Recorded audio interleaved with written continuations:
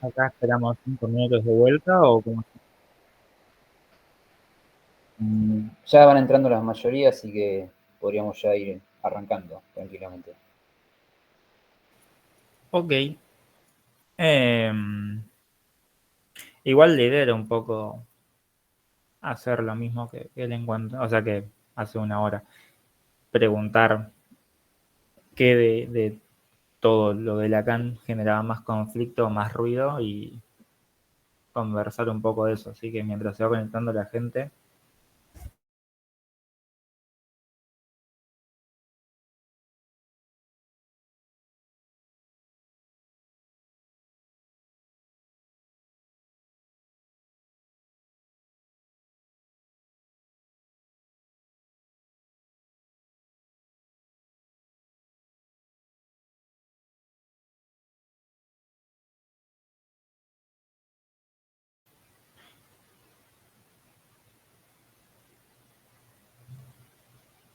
no hay dudas. Lacan es un tipo muy entendible. Listo. No, Em, sinceramente es como que es lo último de lo último, entonces es como que todavía yo por lo menos lo tengo muy ahí, casi que ni arranqué te diría, así que dudas por ahora no tendría porque no me puse. y con Freud, Mm, yo creo que no. Por ahí lo que me pasa con psicosis en Freud es que todo lo tomaron en la cursada, entonces por ahí eso no me hace tanto ruido. Schweber ya lo rendimos. Por ahí la metapsicología, eso puede ser que sí, pero no sé si tengo alguna como duda puntual. Capaz cuando pregunten o algo me van a surgir.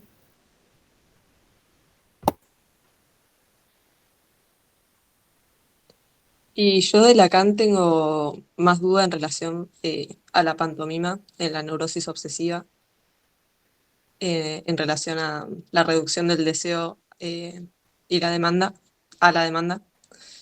Eh, Eso es lo que por ahí más se me complica ejemplificar, o sea, verlo, poder eso, ejemplificarlo con los casos.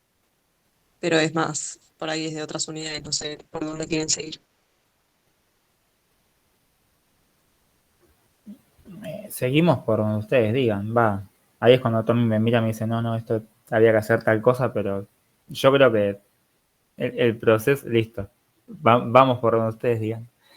Em, a ver, Lacan, yo creo que para entender a Lacan en esta época hay que comprender que Lacan escribe considerando que el lenguaje y el lugar del lenguaje que ocupa el saber es la base y el fundamento y el sostén de la representación psíquica del sujeto. Como vemos en Freud, o sea, al igual que Freud, Lacan tiene varios momentos en su obra y a lo largo de los momentos de su obra considera que hay ciertos elementos o ciertas características que cobran más valor en el sostén del sujeto que otras. También se puede leer a través de los registros, en el cual al principio considera que el registro imaginario es el más importante, después, que es la época en la que nosotros lo leemos, considera que el registro simbólico es el más importante, y después define que el registro real es el más importante, para al final darse cuenta que los tres registros son igual de importantes. Es como como un cuentito de hadas muy bello. Pero bueno, después del seminario 19 o 20, ya Lacan abandona esta idea de que hay un registro por sobre los otros y entiende que es una relación de tres, de iguales partes. Pero bueno, 20 años antes de descubrir esa verdad, Lacan estaba enfocado en demostrar cómo el lugar del gran otro sostiene y configura la realidad psíquica del sujeto. Ese punto, si lo pensamos como una introducción a la clínica de la psicosis, nos permite pensar que si ese lugar que sostiene al sujeto no está, la conclusión más sencilla y más rápida es que el sujeto no se va a sostener, que es un poco lo que pasa en la psicosis. No es que el gran otro no esté, sino que el gran otro no tiene el poder de sostener el cuerpo psíquico del sujeto. Y eso desmorona toda la estructura. Con esa lógica, yo creo que el seminario 3 y sobre todo cuestión preliminar se vuelven más sencillas si enfocamos en cuál es el lugar de ese otro en relación a qué lugar le da ese otro al sujeto y un poco para mezclar las cosas. Siempre el psicoanálisis, no sé si siempre, la gran mayoría del tiempo, el psicoanálisis se basa en leer ciertos fenómenos o ciertas características por su negativa. Es decir, se interpreta lo que es sano desde lo que es enfermo, se interpreta lo que está bien desde lo que está mal, y siempre se va como a la negativa de lo que se quiere estudiar y se trabaja desde ahí. Lacan, en su libro titulado La psicosis, habla de neurosis, y en su título hablando del deseo, habla de la psicosis, quien según él no tienen deseo. Entonces como que siempre va como a la inversa de lo que va a decir, de lo que dice que va a decir. Ese quilombo que arma Lacan, súper agradable para el momento en que uno lo está estudiando, nos permite pensar que tal vez hay una clave de lectura que nos sirva para pensar la psicosis, el estudiar la neurosis, o al revés, para estudiar la neurosis, pensar en la psicosis. O para pensar la neurosis, estudiar la psicosis. Con todo esto, dado que de la psicosis en Lacan no aparecieron demasiadas interrogantes, podemos hablar directamente de la pantomima y hacer una mezcla de conceptos. Como les decía, Lacan va a formular que en el campo del otro, que es esa A mayúscula, aparece, esto es algo que de hecho mantiene bastante más tiempo en su obra que otros conceptos, aparece el nombre del padre, el famoso significante primordial que da sostén y sentido a la cadena significante venidera y que también, no sé si ustedes tienen para leer el seminario 5, pero ahí menciona que un rasgo fundamental del nombre del padre no solamente es castrar al sujeto, sino castrar al otro. Es decir, el otro se constituye como un espacio al cual le falta algo. Le falta algo allí donde el sujeto se va a mostrar. Es decir, el sujeto se presenta como sujeto en el lugar que encuentra que le falta al otro. En la psicosis, el nombre del padre fue forcluido, su función nunca se dio abasto, y ese otro nunca fue castrado. Entonces el sujeto se cae, se pierde y se desintegra en la construcción psíquica, lo que deviene en todos los fenómenos, sobre todo del campo imaginario, que presenta la psicosis y que Lacan recupera. Ahora bien, cuando ese otro da un lugar y el sujeto se puede posicionar dentro de esa ¿cómo decirlo? Dentro de ese espacio que le quedó, el sujeto sabe, el sujeto del inconsciente, no el del individuo, el sujeto del inconsciente reconoce que hay algo ahí que el otro le interroga, vamos a decir, y le pregunta, Lacan describe que el campo del otro le devuelve una pregunta al sujeto, es decir, el sujeto se encuentra con una cuestión, con una interrogante, con una disyuntiva que es incapaz de responder, que lo angustia, que lo atraviesa, y previendo que esa pregunta vuelva a aparecer, construye una respuesta precipitada para que la pregunta no aparezca. Un ejemplo muy burdo de esto y muy llevado a lo llano es, supónganse que yo no quiero que mi hermana me pregunte qué quiero comer. Una pregunta que puede aparecer y que yo no quiero que aparezca. Entonces yo llego a la casa y lo primero que le digo es, hola, quiero comer milanesas. Esa respuesta que yo le di a una pregunta que ella no formuló es mi intento de lograr que ella no formule esa pregunta que a mí me angustiaría. El ejemplo es muy burdo y es muy como payasesco, pero cuando esa pregunta se transforma en ¿qué me asegura que vos estás vivo?, la respuesta se complica. Esa es básicamente la función de la pantomima. Responder precipitadamente e imaginariamente una pregunta por miedo a que esa pregunta se formule. En la histeria, la pregunta a la que se evita es por la sexualidad y en la neurosis obsesiva es por la existencia.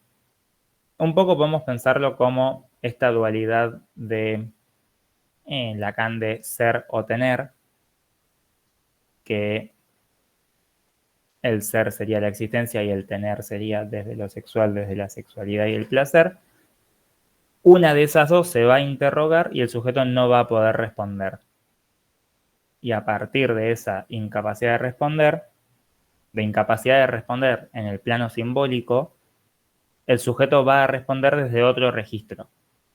Como que dice, bueno, yo no sé, no puedo responder al gran otro esto, pero antes de que me lo pregunte, respondo por este otro lado, algo parecido, y espero que pase.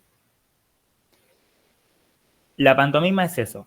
Pantomima es una obra de teatro sin mediación de palabra. Justamente una puesta en escena, la construcción de una imagen, sin que medie la palabra o lo simbólico.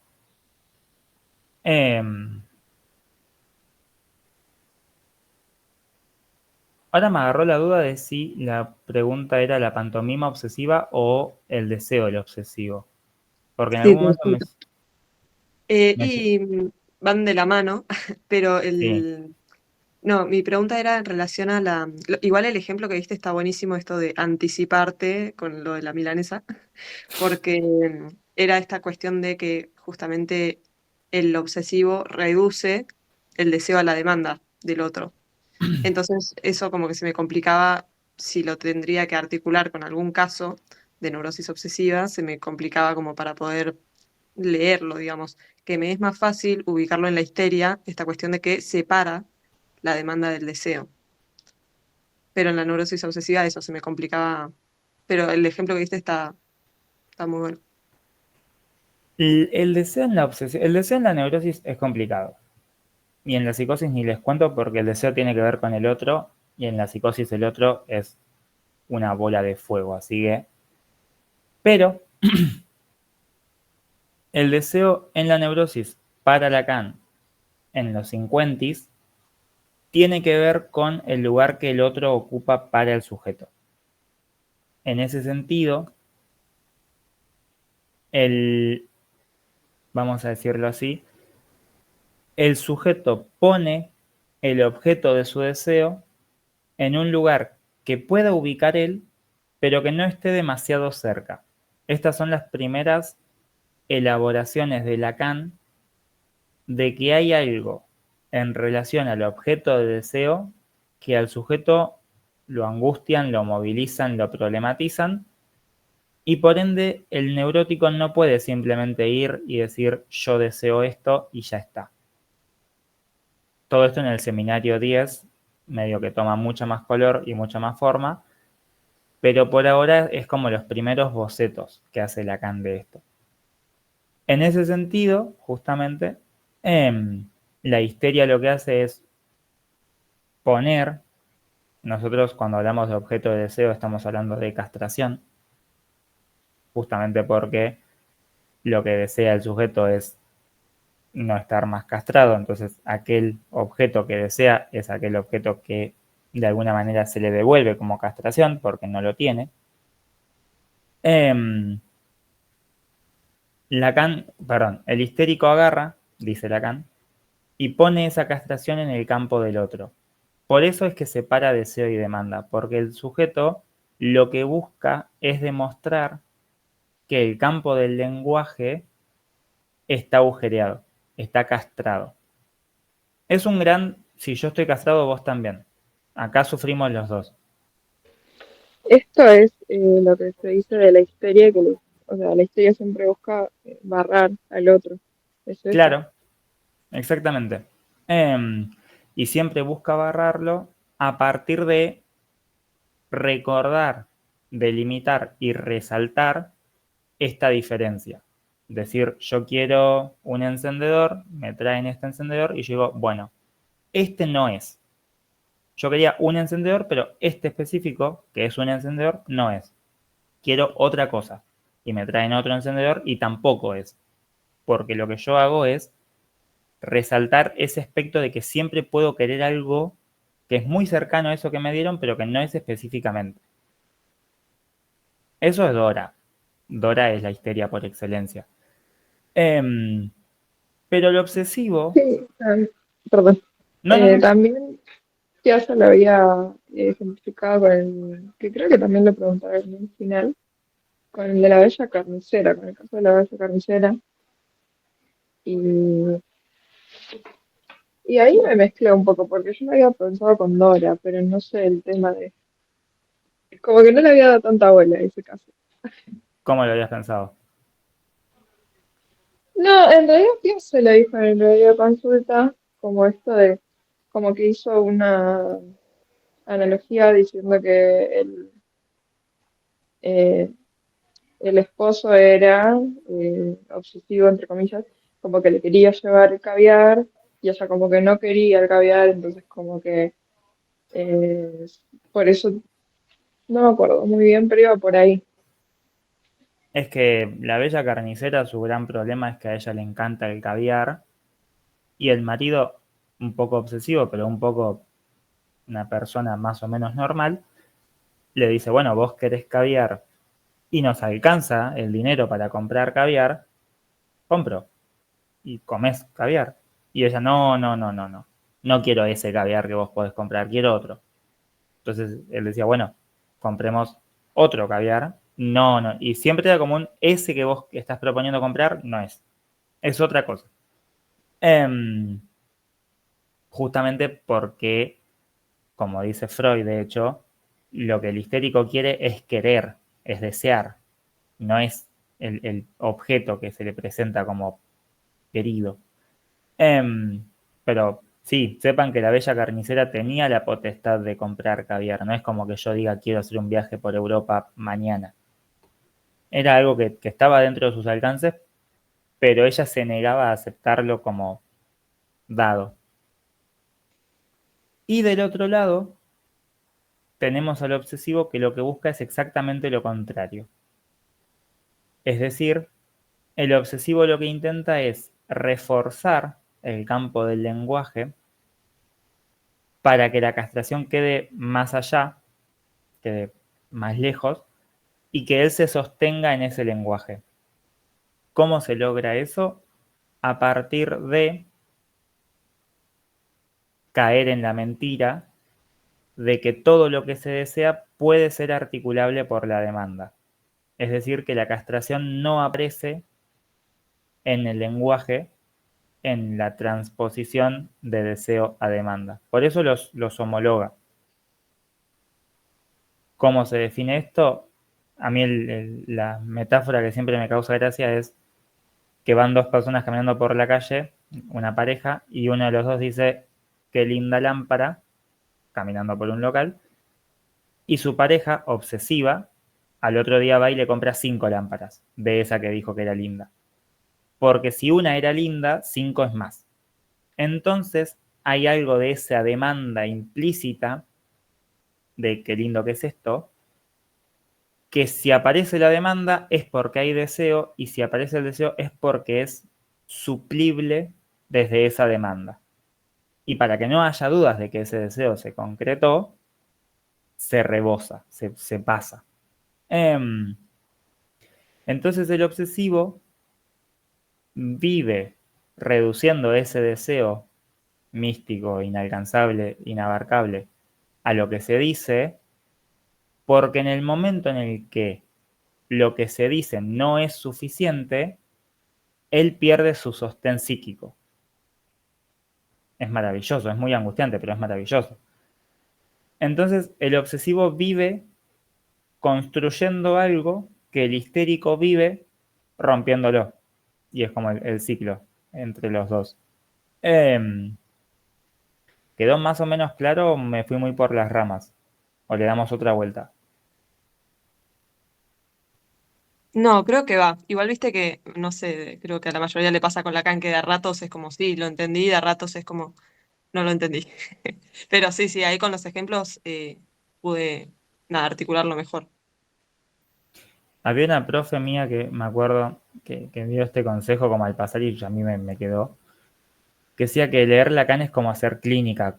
Uno nunca dice, ya está, entendí esto. Como que vas y venís en efecto a precup con conceptos.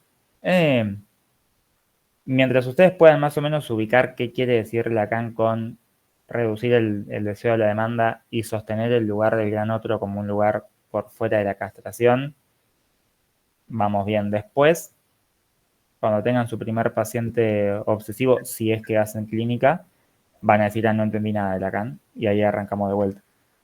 Yo lo que entendí de esto, porque el otro día en el horario de consulta de Piace lo habíamos hablado también, era como que tanto el histérico como el obsesivo, el objetivo es mantener el deseo insatisfecho, pero lo que cambia sería la estrategia. O sea, la histérica mantiene el deseo insatisfecho en un punto, tiene que pescar el deseo del otro para identificarse ese deseo. Y el obsesivo, esto de que cuando se consume ese deseo se apaga la tensión libidinal. Entonces, lo que tiene que hacer para mantener el deseo insatisfecho es prohibírselo. Porque si se acerca a ese deseo, el deseo se apaga. Entonces, tiene que o armarse un gran otro que le prohíba o, no sé, prohibiciones con esto de no sé, cerrar las puertas, los ceremoniales. Yo lo de la histérica lo entiendo más en relación a la identificación por ahí, como que a partir de que identifica el deseo del gran otro, necesita suscitarlo para mantener ese deseo insatisfecho. Claro, lo que pasa es que vos ahí estás hablando del objeto del deseo y no de la función del deseo. Primero que los rituales obsesivos son prohibiciones, pero son prohibiciones sintomáticas, no son necesariamente prohibiciones de deseo. Ojo con eso. ¿Cómo Pero sería? después, ¿cómo? ¿Cómo sería eso? Ahí vamos. Pero después, lo que decís está muy bien, pero es como la otra cara del deseo, como otra de las tantas caras que tiene. Efectivamente, la histérica se ubica como objeto de deseo del otro, porque si el otro la desea a ella o a él, lo que está demostrando es que el otro está castrado. Un ente no castrado no desea. Entonces, si el otro lo desea al histérico, lo está castrando, necesariamente. Y el obsesivo, para mí, el mejor ejemplo lo tenemos en El hombre de las ratas, cuando el hombre de las ratas va con Freud y le dice, yo sé que usted no me va a dejar casarme con su hija, y Freud le dijo, nunca se me cruzó por la cabeza esa idea. Como que el hombre de las ratas había construido un deseo de transferencia con la hija de Freud para ubicar a Freud en el lugar de ese gran otro que le estaba prohibiendo algo. Maravilloso por donde lo mires. Pero la imposibilidad del deseo es distinta a la imposibilidad del síntoma obsesivo, porque el síntoma obsesivo se caracteriza mucho por esta cuestión muy de la neurosis obsesiva en su núcleo, de la ambivalencia, de hacer lo opuesto a lo que inconscientemente aparece. Que el histérico en ese sentido se lleva un poco mejor con su inconsciente, pero entonces muchas veces los rituales obsesivos tienen más que ver con una prohibición para acercarse a una prohibición de acercarse a ese empuje sintomático que algo propio del deseo. Por ejemplo, si yo les digo que el sujeto obsesivo se prohíbe, qué sé yo, salir de la casa sin revisar 5 veces el gas, esa prohibición asociada a la revisión tiene más que ver con un impulso inconsciente que él está reprimiendo o con una formación reactiva que él está construyendo, más que sostener al gran otro en un lugar que le esté prohibiendo a él un deseo.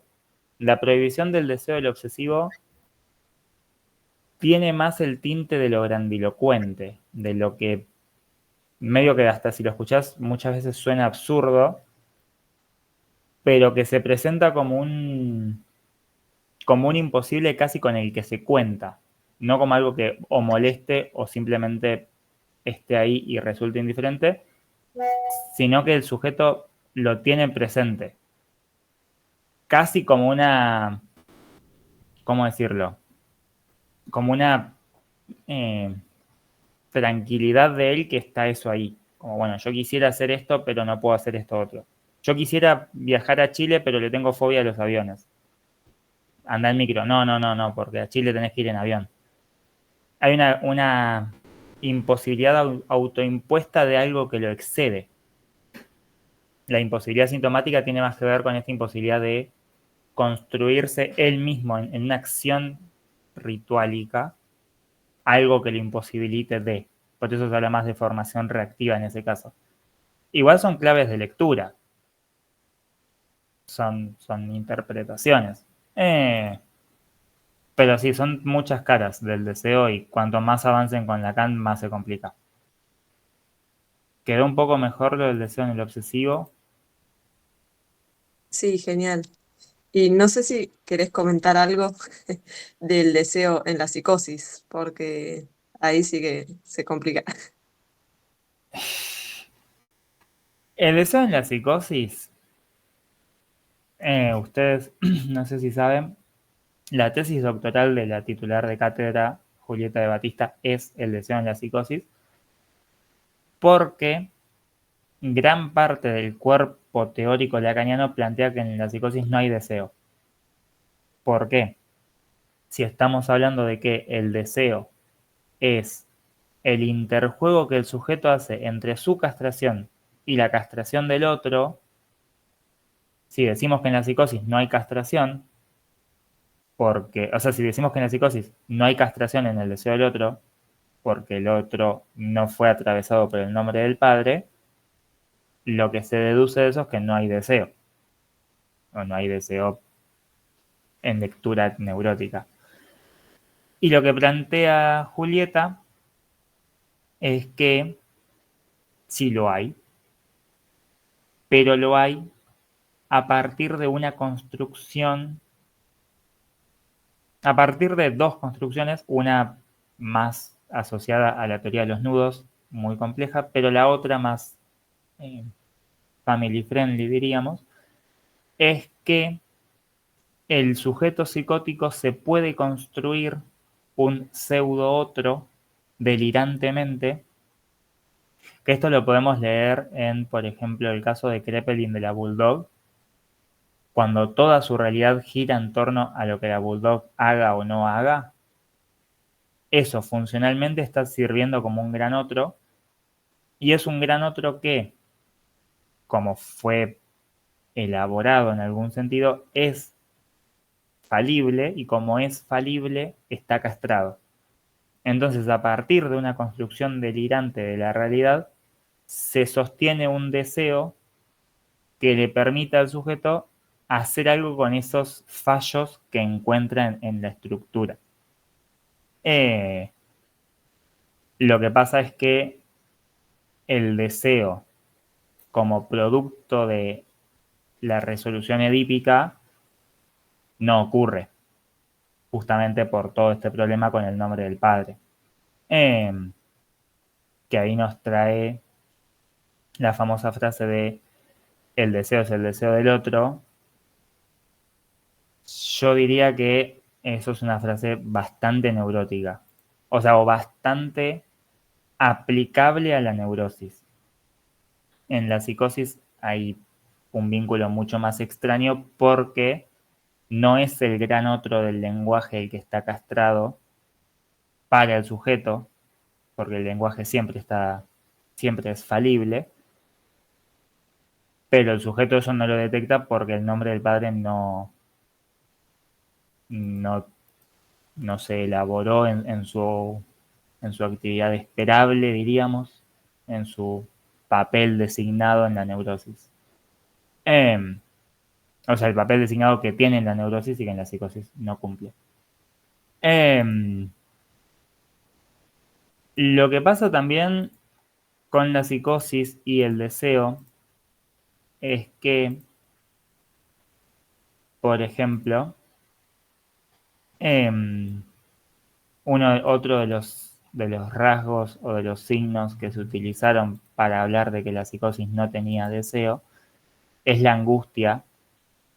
Y volviendo un poco a lo que mencionábamos al final de el suma anterior, en la psicosis no aparece angustia con el peso que tiene en la neurosis. No es que un sujeto psicótico no se ponga triste, o no es que ustedes de repente están llorando y dicen, buenísimo, no soy psicótico, sino que la angustia, con la lógica estructural que presentan en la neurosis, en la psicosis no aparece. Y Lacan dice que esa angustia con mayúscula es la demostración de que el sujeto desea. Entonces, si el sujeto psicótico no tiene ese tipo de angustias, no desea. Entonces B. Y un poco la propuesta de ciertos autores, Julieta entre ellos y algunos otros, es que la construcción del deseo, así como gran parte de la construcción de la realidad, dependen del armado delirante que el sujeto pueda elaborar.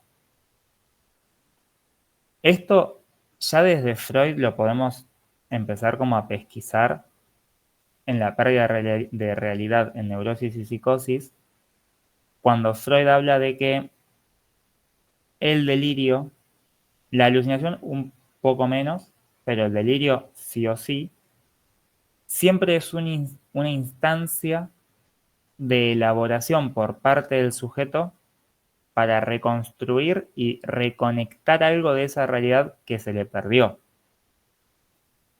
El delirio tiene en algún punto algo restitutivo, algo que al sujeto le permite volver a esa instancia social que lo atravesaba. ¿Qué pasa? A veces esa retribución o esa reaparición del campo social es persecutoria, es agresiva, es violenta, entonces el sujeto se construye que alguien lo quiere matar y eso no es muy habilitante del lazo. Pero si el delirio no se presenta con una agresión desbordante, es muy poco recomendado atentar contra ese delirio, porque el sujeto lo sostiene.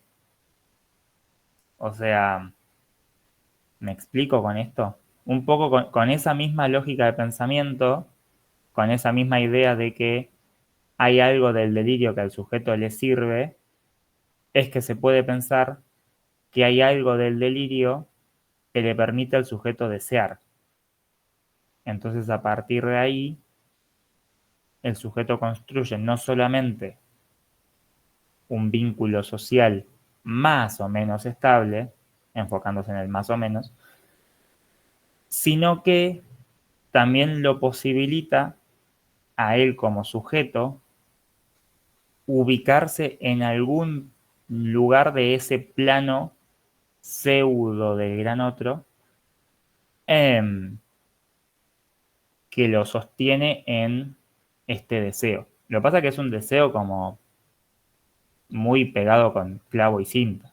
No es algo tan elaborado, tan sostenido. Genial, buenísimo. Se entiende, se entiende. Pero no les van a preguntar por deseo en psicosis, ni en psicopato, ni en adultos, ni en un posgrado. O sea, el deseo en la psicosis es como la caja negra del psicoanálisis, que nadie quiere meterse demasiado. Pero sí.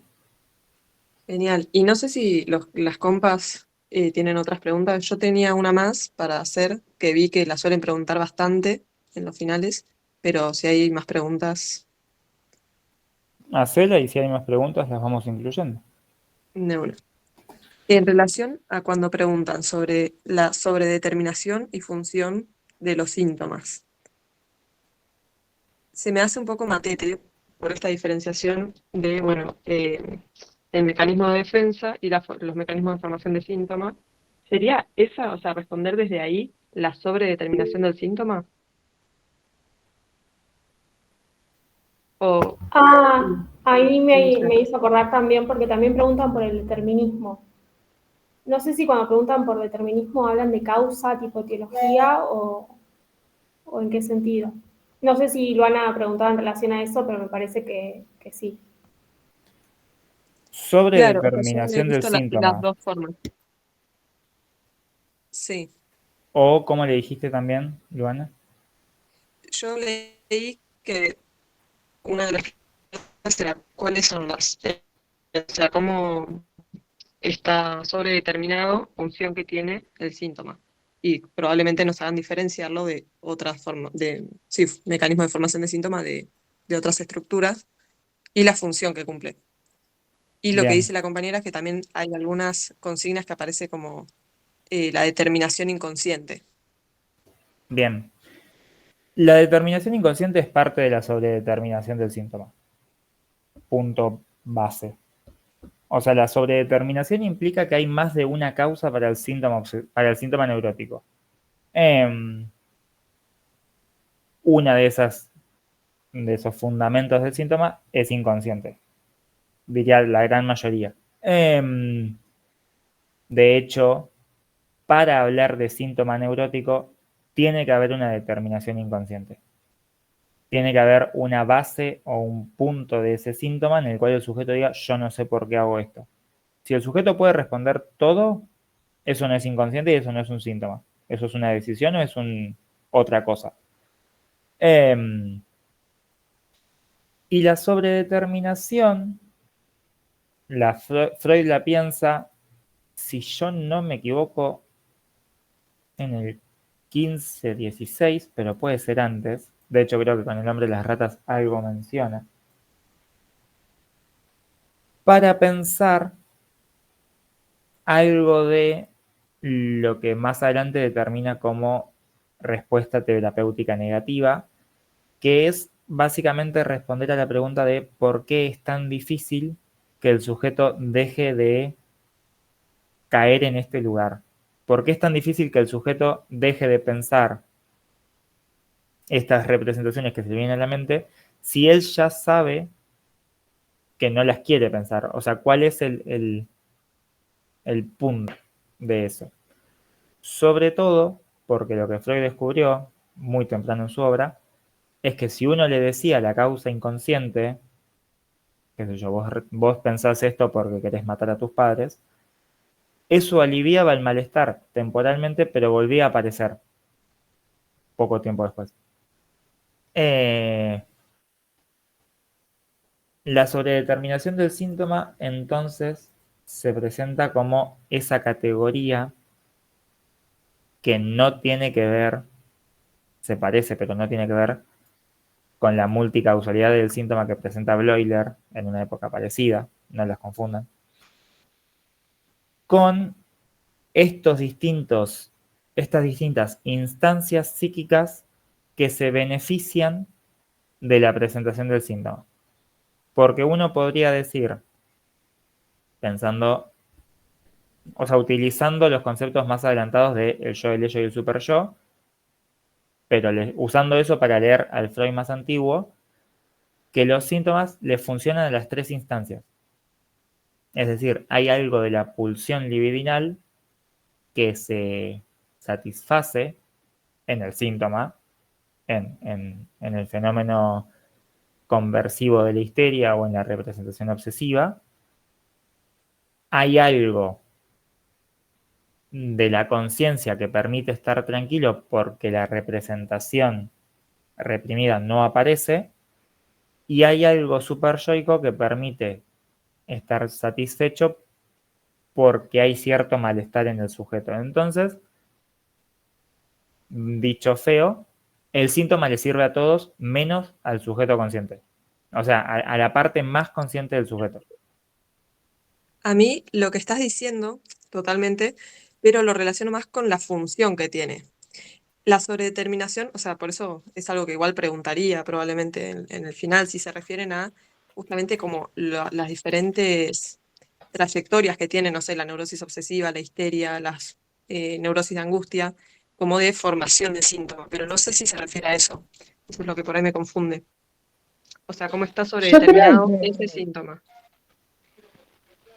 yo lo estaba, o sea, creo que donde explican la sobredeterminación del síntoma tiene que ver con el caso Dora, con la sobredeterminación de la tos, pero si lo tendría que pensar en una neurosis obsesiva, como que me cuesta un poco más. En la neurosis obsesiva, pensándolo desde la lógica de Dora, se complica porque en la histeria lo que aparece también es el fenómeno corporal. Es decir, el síntoma se construye, no sé si se sostiene, pero se construye a partir de una representación inconsciente sumada a una zona del cuerpo, o una zona erógena del cuerpo, que Freud plantea que fue previamente afectada por alguna enfermedad orgánica o algún malestar orgánico, y en la intersección de esas dos fuerzas se produce un síntoma. Por eso Dora tose, dice Freud, que seguramente Dora en algún momento tuvo alguna experiencia corporal de algún tipo de malestar en la garganta, que ese recuerdo, no se vuelve inconsciente en el sentido de represión, pero medio que queda perdido, se recupera como una zona erógena que le permite al síntoma conversivo desplegarse y elaborar esa representación inconsciente. Supongo que iría por ahí en el caso Dora, es lo que dice Cami. Yo en una neurosis obsesiva, salvo en los fenómenos más hipocondríacos de la neurosis obsesiva, se me complicaría. No es esto, perdón, no es esto de que dice Freud, no me acuerdo en qué texto, creo que inhibición, síntoma y angustia, no me acuerdo, de que un logro del triunfo de la formación de síntoma es que se enlace la satisfacción con la prohibición en la neurosis obsesiva. Entonces, esto de que el obsesivo obtiene, o sea, el síntoma se obtiene satisfacción a través de la prohibición, entonces es un yo cada vez más limitado. Eso podría llegar a ser en la neurosis, porque si no, o sea, yo pienso que debe ser eso, o si no es la trayectoria típica. Después no hablan Claro. mucho de... Para mí lo primero que dijiste sería en relación a la función que tiene, y la trayectoria típica yo la pensé eso en relación a la sobredeterminación. Yo, No sé si es como eso. que, por cómo lo plantea la cátedra y por cómo también está dispuesto en los historiales, creo que para hablar sobre determinación del síntoma hablaría solo de Dora, porque es donde Freud lo plantea, en el caso de Dora, si no me equivoco. Y cuando hablamos de trayectoria típica, sí estamos hablando ahí de neurosucesiva. Pero como que siento que no, Freud no lo junta, pero no sé si está como si está junto en algún lado. Sí, para mí el error lo cometen en no ponerte el texto tampoco, porque te preguntan por la defensa o por el determinismo inconsciente y no te ponen el texto. Entonces, vos qué sé yo, tenés un montón de cosas o pensás por lo En- menos en un montón de cosas que podés llegar a poner. Si te pondrían el texto, te puedes ordenar un poco más. Claro, lo que pasa es que Entiendo igual que hay algo que también lo dijo Piaget mucho en los horarios de consulta, al seguido por lo menos, que como que la novedad de Freud es el determinismo psíquico y poder diferenciar ese determinismo psíquico de Bleuler, por ejemplo, de Bleuler, que él habla de una especie como que le da entidad a la afectividad, pero no es ese determinismo que le da Freud, que como que ahí en realidad está el determinismo psíquico, como entender que todo síntoma en realidad tiene su lado inconsciente, y como que me quedo ahí, como que yo lo entendí, eso que preguntan como que lo entiendo por ahí, en contraposición a la psiquiatría en sí misma, que nadie habla de determinismo psíquico ahí. sí, pero no Y nada, determinismo inconsciente. Ojo. bueno, Los sí, síntomas sí, secundarios de Bleuler tienen determinismo psíquico, pero no determinismo inconsciente. claro. Lo que pasa es que ya a mí me cuesta mucho pensar un determinismo que no implique la función. O sea, una cosa es hablar de los elementos que componen el síntoma, que en el caso de la histeria son elementos heteróclitos, porque hay una parte inconsciente y hay una parte corporal, y por eso es tan, como dice Freud, un salto tan bizarro la creación de ese síntoma. Y otra cosa es explicar de qué se sostiene el síntoma para obtener la fuerza que obtiene. Y yo creo que esa lectura nos lleva sí o sí muy cerca de la función. Pero la función tiene más que ver con el caso por caso y el determinismo tiene más que ver con cierta universalidad, entre comillas, que es esto. Hay algo de el aparato psíquico que se permite descargar y que además permite a la parte de la defensa, porque Freud habla de conciencia, pero no es consciente, hay una parte de la defensa que llega a una solución también en el síntoma. Para mí el determinismo inconsciente, aunque hablemos de la función, porque estamos hablando de la función, tiene que ver con esta característica de la solución de compromiso del síntoma, que es una solución a la cual todas las partes psíquicas acuerdan para que todos obtengan un poco, todos salvo la parte consciente del yo. Eh, que comparto que es una lectura muy cercana a la función, pero la función del síntoma va más al caso por caso en mi lectura.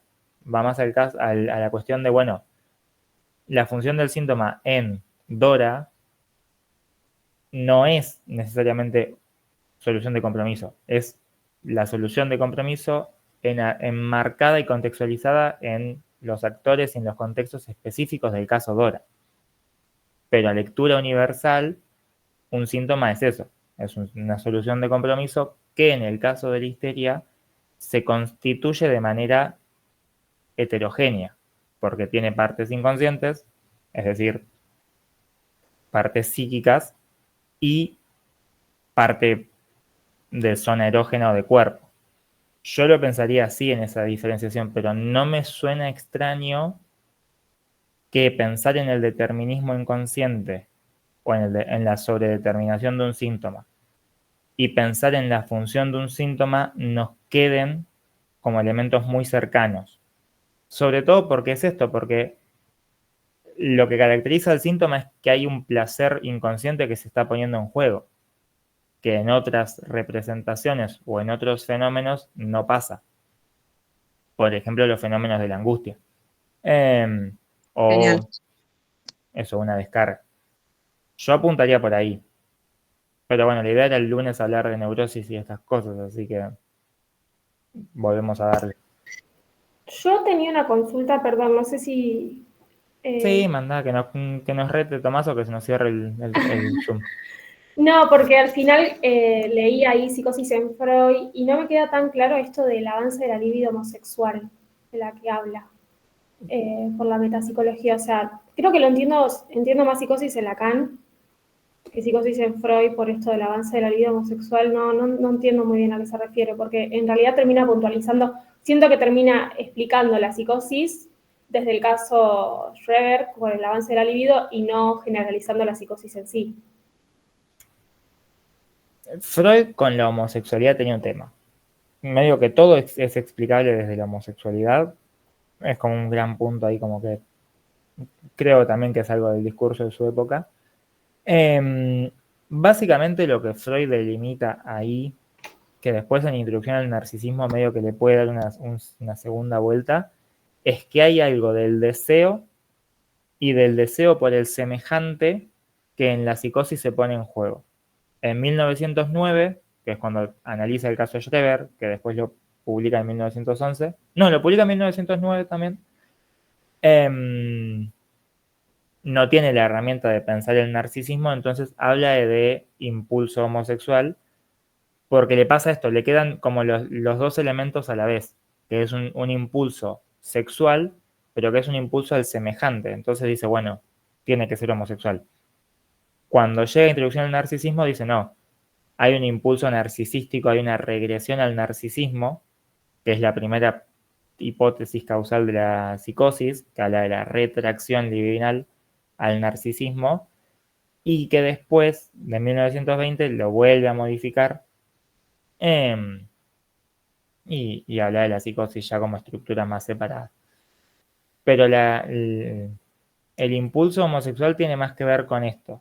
Creo yo que es una ausencia de herramientas de Freud de poder separar esta diferencia, Bien, que en el caso de Schreber la lee como este impulso homosexual hacia Fleshig, que por alguna razón inexplicable no se puede florecer, entonces se